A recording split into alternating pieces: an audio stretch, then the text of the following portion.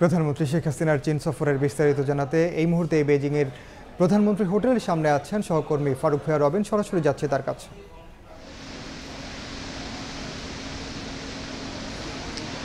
যদি আপনাকে আজকে প্রধানমন্ত্রী শেখ হাসিনার এই চীন সফরের প্রথম দিনের খবরাখবর জানাতে চাই, শুরুতেই যেটি বলতে হচ্ছে যে বাংলাদেশ সময় 4টা অর্থাৎ আর এখানকার স্থানীয় সময় বিকেল 6টার দিকে প্রধানমন্ত্রী শেখ হাসিনা বেইজিং আন্তর্জাতিক বিমানবন্দরে এসে অবতরণ করেন এবং সে সময় কিন্তু যে তাকে চীনের ভাইস মিনিস্টার সহ এখানকার সরকারের উচ্চপদস্থ কর্মকর্তারা তাকে লাল গালিচা অভ্যর্থনা জানিয়েছেন এবং এই সময় কিন্তু বাংলাদেশে নিযুক্ত চীনের রাষ্ট্রদূত সহ চীনে নিযুক্ত বাংলাদেশের রাষ্ট্রদূত সহ যে দুই দেশেরই শীর্ষ কর্মকর্তারা সেখানে উপস্থিত ছিলেন। এরপরই কিন্তু যে প্রধানমন্ত্রী শেখ হাসিনা এখন থেকে প্রায় 20 মিনিট আগে তিনি এই বেইজিংয়ের সেন্ট রেজিস হোটেলে এসে পৌঁছেছেন এবং এখন তিনি এই হোটেলে অবস্থান করছেন। এবং একটি বিষয় যদি জানাতে চাই যে প্রধানমন্ত্রী শেখ হাসিনা এখানে কিন্তু যে চীনের প্রধানমন্ত্রী লি জিয়াংচাওয়ের আমন্ত্রণে তিনি এখানে এসেছেন এবং 7 জানুয়ারি নির্বাচনের পরেই কিন্তু যে প্রধানমন্ত্রী শেখ হাসিনাকে যে চীন সফরের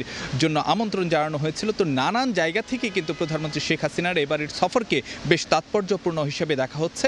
দুই পক্ষেরই, বিশেষ করে দুই দেশের 2016 সালে চীনের প্রেসিডেন্ট শি জিনপিংয়ের বাংলাদেশ সফরের মধ্য দিয়ে বাংলাদেশ ও চীনের মধ্যে যে সম্পর্কের একটি যে নতুন মাত্রা যোগ হয়েছিল, এবার প্রধানমন্ত্রী শেখ হাসিনার চীন সফরের মধ্য দিয়ে বা বেইজিং সফরের মধ্য দিয়ে দুই দেশের এই কৌশলগত সম্পর্ক আরও এগিয়ে যাবে এবং আরও নতুন মাত্রা দেবে এমনটি কিন্তু মনে করা হচ্ছে। আর সেই জায়গাতেই কিন্তু যে প্রধানমন্ত্রী শেখ হাসিনার এবারের সফরে যেমন একদিকে ব্যবসা, অর্থনীতি কিংবা যে বিনিয়োগের বিষয়গুলো যেমন গুরুত্ব পাচ্ছে, ঠিক একইভাবে ভূ রাজনীতি কিংবা কৌশলগত বিভিন্ন বিষয় আসলেই বার্তা আসবে এমনটি কিন্তু যে মনে করা হচ্ছে। এবং আগামীকাল কিন্তু প্রধানমন্ত্রী শেখ হাসিনার বেশ ব্যস্ত সময় কাটবে।